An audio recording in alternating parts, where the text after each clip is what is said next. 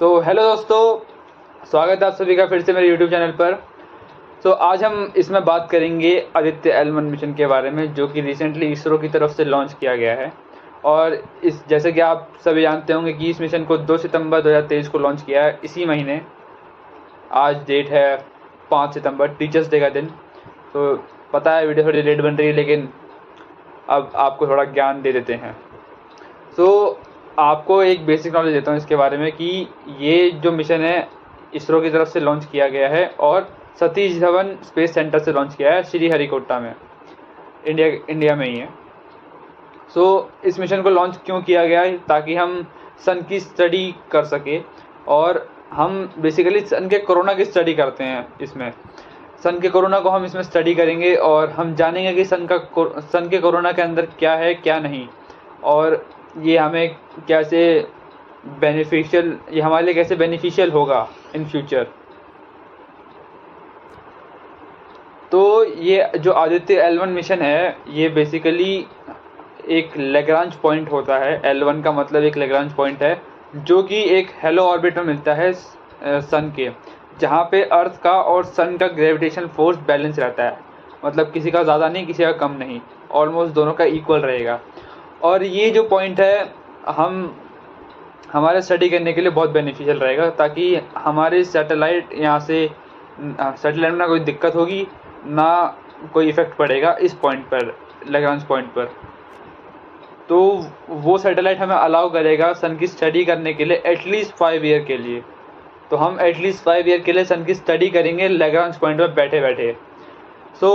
अब हम इस मिशन के कुछ इक्विपमेंट के बारे में जानते हैं, लेकिन उससे पहले हम देखते हैं कि सन की जो टोपोग्राफी है वो कैसी है। मतलब कि सन में कौन कौन सी लेयर होती है। सबसे इनरमोस्ट लेयर होता है सोलर कोर। सोलर कोर सबसे गर्म होता है, इसका टेम्परेचर बहुत ज़्यादा है सन की सरफेस से। उसके बाद आता है रेडिएटिव लेयर, उसके बाद आता है फोटोस्फीयर, उसके बाद क्रोमोस्फीयर, फिर आती है कोरोना, और हमें इसी कोरोना की स्टडी करनी है। उसके बाद आता है हमारा सोलर विंड, जिसके हम कभी कभी शिकार बनते हैं गर्मियों में, जिससे कभी कभी लू आती है। दोस्तों, अब हम बात करेंगे इस सोलर मिशन में यूज़ हुए इंस्ट्रूमेंट्स के बारे में। तो पहला इंस्ट्रूमेंट आता है एक सोलर कोरोनाग्राफ। सोलर कोरोनाग्राफ सन की लाइट को ब्लॉक करेगा हमें सन की स्टडी करने के लिए, सन के कोरोना की स्टडी करने के लिए। दूसरा इंस्ट्रूमेंट है हमारा हाई रेजोल्यूशन स्पेक्ट्रोमीटर। ये जो है कोरोना के कंपोजिशन को स्टडी करने में हेल्प करेगा। और तीसरा है हमारा वाइड फील्ड इमेजर। ये स्टडी करना मदद करेगा हमारे कोरोना में हो रहे उथल पुथल के बारे में, यानी कोरोना के डायनामिक्स की। अब तो हम अब बात करते हैं जो ये सोलर मिशन है, अब इसके माइलस्टोन क्या क्या हो सकते हैं। तो जैसे कि आप जानते हैं कि ये हमारा फर्स्ट सन का मिशन है इंडिया की तरफ से। तो ये हमें क्या क्या प्रोवाइड कराएगा, या फिर इससे हमारे अर्थ पे क्या इम्पैक्ट पड़ेगा। तो सबसे ज़रूरी है कि हम उससे पहले बात करते हैं कि ये कोरोना होता क्या है। तब से मैं कोरोना कर रहा हूँ, आपको समझ भी नहीं आ रहा होगा कोरोना क्या होता है। आप सोच रहे हैं कि कोरोना वायरस है, लेकिन कोरोना वायरस नहीं है। कोरोना एक लेयर है सन के आउटर मोस्ट लेयर, जो कि काफ़ी ज़्यादा गर्म होती है सन के सरफेस से। तो ये बनती किससे है? ये बनती है प्लाज्मा और आयोनाइज गैस से। तो जो ये कोरोना है, जो ये सन है, इसकी ब्राइटनेस हिडन होती है कोरोना की ब्राइट लाइट की वजह से। और ये कोरोना जो है, यही मेन रीज़न है हमारे अल्ट्रा वायलेट रेज के अर्थ तक पहुंचने का, क्योंकि यही एक लेयर है जो कि सन की अल्ट्रा वायलेट रेज को होल्ड करके रखता है और हमारे पास भेज देता है, ताकि हम अफेक्ट हो सकें। लेकिन कुछ केसेस में सन काफ़ी ज़रूरी है हमारे लिए, आपको तो पता ही होगा। तो अब हम जानेंगे कि इसके ऑब्जेक्टिव क्या क्या हैं। जैसे कि पहला ऑब्जेक्टिव है, हमें सन के डायनेमिक्स की स्टडी करनी है कोरोना के डायनेमिक्स की हेल्प से, क्योंकि हम सन के अंदर जा नहीं सकते, कोरोना को हम टच नहीं कर सकते। तो हम कोरोना को दूर से स्टडी करेंगे, ताकि हम ऑलमोस्ट सन की स्टडी कर सकें।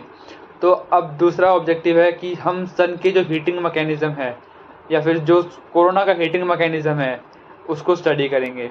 तीसरा है कि कोरोना किस किस चीज़ से मिलके बना है, हम इसकी स्टडी करेंगे कि कोरोना में क्या है, कौन सी गैसेस है, किस तरह की गैसेस है, क्या हार्मफुल है, क्या हमें फ़ायदा करा सकती है। और उसके बाद हम इसको यूज़ करेंगे कि जो फ्यूचर में टेक्नोलॉजीज़ आएंगी सोलर मिशन करने के लिए हमें क्या क्या ज़रूरत पड़ेगी। जैसे कि अगर अभी हमने L1 मिशन लॉन्च किया, आदित्य L1 मिशन, और हमें बाद में एक और मिशन लॉन्च करना पड़े कि हमें इससे पूरी जानकारी नहीं मिल रही सन की, या फिर हमें लगा कि ये जानकारी कम है, तो हम बाद में इसको यूज़ कर सकते हैं और फर्दर हम इसको बढ़ा सकते हैं कि ये टेक्नोलॉजी अच्छी बने और हम और अच्छे से सन की स्टडी कर सकें। तो ये सोलर मिशन बहुत ही वैल्यूएबल है हमारे लिए और इंडिया का पहला सोलर मिशन है, तो ये काफ़ी इम्पोर्टेंट होता है कि हम इसके बारे में जानें। तो यही था एक basic info about the solar mission. हम अगली वीडियो में बात करेंगे कि कौन कौन सी टेक्नोलॉजीज इसमें यूज़ हुई, क्या काम करती है और किस तरह के इंस्ट्रूमेंट यूज़ हुए इसमें, और कौन से इंस्ट्रूमेंट किस चीज़ पे काम करते हैं। तो टेक्नोलॉजीज़ के बारे में आगे जानते रहेंगे। तब तक के लिए बने रहें, लाइक शेयर और सब्सक्राइब कर देना अगर अच्छा लगा हो तो। बाकी थैंक यू।